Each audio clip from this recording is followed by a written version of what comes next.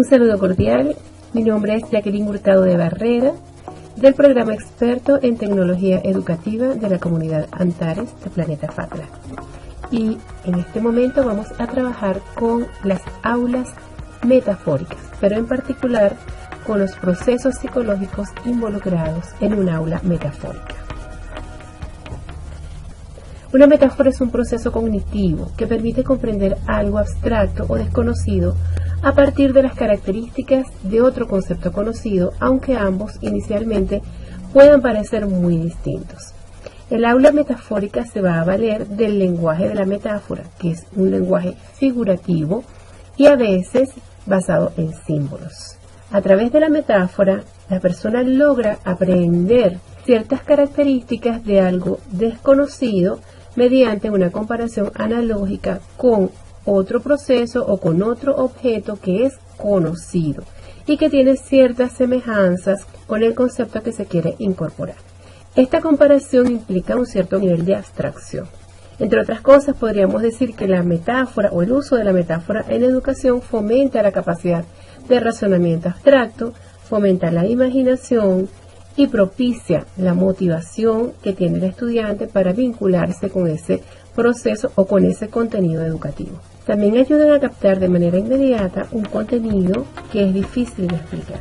Un aula metafórica es un entorno virtual educativo que combina de manera intencional elementos reales, metáforas y lenguaje figurativo a lo largo de todo el proceso. De manera que los contenidos académicos avanzan paralelamente con el desarrollo de la metáfora que el tutor ha planificado. Una aula metafórica se diferencia de las demás porque es única e irrepetible, aunque por supuesto va a mantener ciertos elementos en común, como por ejemplo las áreas de aprendizaje, los contenidos que se quieren trabajar, los espacios de interacción con el tutor o con los otros participantes y también los espacios de evaluación.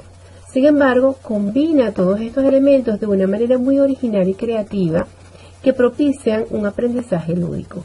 En un aula metafórica hay siempre una metáfora principal, vamos a decir que es la metáfora general, la historia general que se mantiene a lo largo de todo el proceso, alude a la historia completa y generalmente se muestra en la imagen que aparece en la pantalla de entrada del aula. Aparte de la metáfora principal, también hay unas metáforas secundarias que forman parte de cada una de las actividades y los aspectos que se van a ir incorporando dentro del aula. La selección de esta metáfora principal tiene que ser un proceso que represente una cualidad fundamental de aquello que se pretende transmitir o de aquello que se pretende que el estudiante logre como destreza. Por eso es necesario, antes de comenzar a diseñar el aula metafórica, que el tutor seleccione aquellos contenidos que son clave, que son fundamentales y las destrezas que ese estudiante debe desarrollar. Además, debe establecer una relación con cada uno de los componentes de lo que va a ser la metáfora principal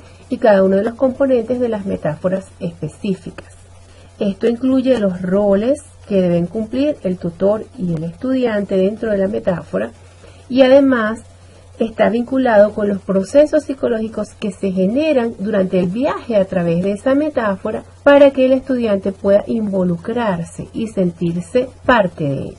Por supuesto que dentro del aula metafórica el docente, igual que en cualquier aula, va a desarrollar un conjunto de técnicas que van a propiciar el aprendizaje. El aprendizaje dentro del aula metafórica va a tener lugar gracias al acompañamiento del tutor durante el desarrollo de estas técnicas y por medio del aprender haciendo, en un entorno de libertad y respeto a las características particulares de cada uno de los participantes.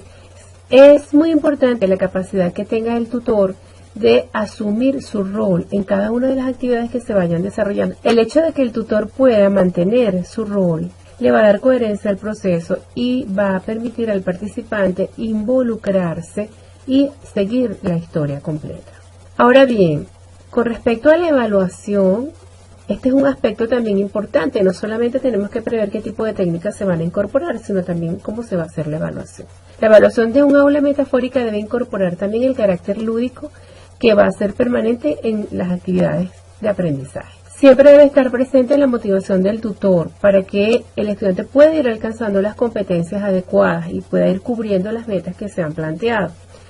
Cuando el estudiante, desde el rol que ocupa dentro de la metáfora, alcanza una meta y esa meta muestra el logro de las competencias académicas planificadas, este estudiante puede recibir un objeto como premio, por ejemplo, o puede recibir la autorización o el permiso para avanzar hacia una nueva actividad o para realizar ciertas acciones dentro de la metáfora. Es importante también considerar que para que el estudiante se involucre en un aula metafórica se van a dar unos procesos psicológicos que hay que tener en cuenta. El primer proceso es la curiosidad. El segundo es la exploración. El tercero es la imaginación. Luego, identificación. Y por último, el proceso fundamental y el que va a estar presente en todo momento es la inmersión. Con respecto a la curiosidad, podría decirse que las imágenes y lo sorpresivo del diseño del aula metafórica generan una curiosidad e interés en el estudiante que hacen que de alguna manera quede atrapado en ese proceso. El segundo proceso es la exploración. La exploración hace que el participante entre en contacto con los diferentes detalles de cada una de las metáforas específicas que están estrechamente vinculadas con la metáfora general. El segundo proceso psicológico bien importante es la imaginación. La coherencia de los detalles y la relación analógica entre cada detalle con las actividades del aula potencia la imaginación. En este punto, el participante logra vincularse con el proceso e imaginar la metáfora más allá de los aspectos explícitos que están incluidos en el aula. Es como si creara dentro de su mente un ambiente global que contiene otros procesos que no están explícitos dentro del diseño, pero que forman parte de la metáfora completa. Con respecto a la identificación, cuando a través de la imaginación se crea en la mente del participante el mundo de la metáfora, surge un estado ideal para el proceso de identificación. El estudiante se identifica claramente con su rol y reconoce el rol del tutor y entra dentro de su personaje. Eso hace que viva las experiencias de la metáfora como si fueran reales, como si fueran propias. Este proceso de identificación involucra otros aspectos que no se quedan en lo meramente cognitivo, sino que también aparecen las emociones, las actitudes y el tono afectivo que va a ir marcando las acciones que va a desarrollar el estudiante a lo largo del proceso. Por eso puede sentirse presionado o impulsado a realizar ciertas actividades porque de alguna manera siente que hay cosas que están pasando dentro de la metáfora y que le urge desarrollar las acciones que se requieren. Sin embargo, este estrés no es un estrés disfuncional que paraliza, todo lo contrario, es lo que podríamos llamar eustrés. Es una presión interna por el deseo de alcanzar un logro y que hace que seamos capaces de realizar las acciones necesarias para poder llegar a la meta final.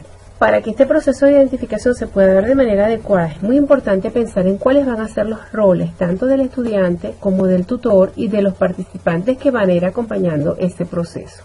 Este proceso de identificación es en última instancia lo que hace que el participante pueda sumergirse en la historia. A este último proceso le llamamos inmersión. El que esté nombrado de último no significa que sea lo último que ocurre.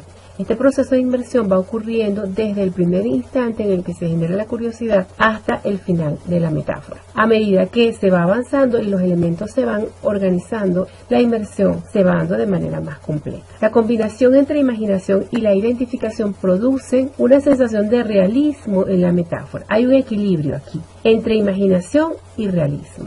Por una parte, aspectos que no son reales, pero que parecen reales. Y a medida que se fomenta la imaginación, aunque parezca paradójico, la metáfora parece más real. Para que la metáfora sea más realista, cada detalle debe estar asociado a cada aspecto de la actividad. Objetos, imágenes, personajes. Esta relación se trabaja cuando se está diseñando la metáfora. Además, esta relación no debe ser explícita, no debe estar nombrada por el tutor, sino que se percibe a través de la forma como están organizados todos los componentes. El tutor puede decirle al participante: acabamos de entrar a un mundo desconocido, pero no le dice: este tema se asemeja a un mundo desconocido, porque explicar una metáfora o hacer demasiado explícitos los elementos de la metáfora elimina el lenguaje figurativo, y eso es prácticamente como explicar un chiste.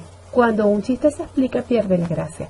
Pero cuando una metáfora se explica, pierde la magia. Al final, lo más interesante es que la experiencia que deja el aula metafórica no se olvida, es intensa, permanece a lo largo del tiempo y el participante asocia ese proceso de aprendizaje con las vivencias que tuvo. Por lo tanto, es una experiencia significativa para cualquier persona que haya tenido la oportunidad de vivirla.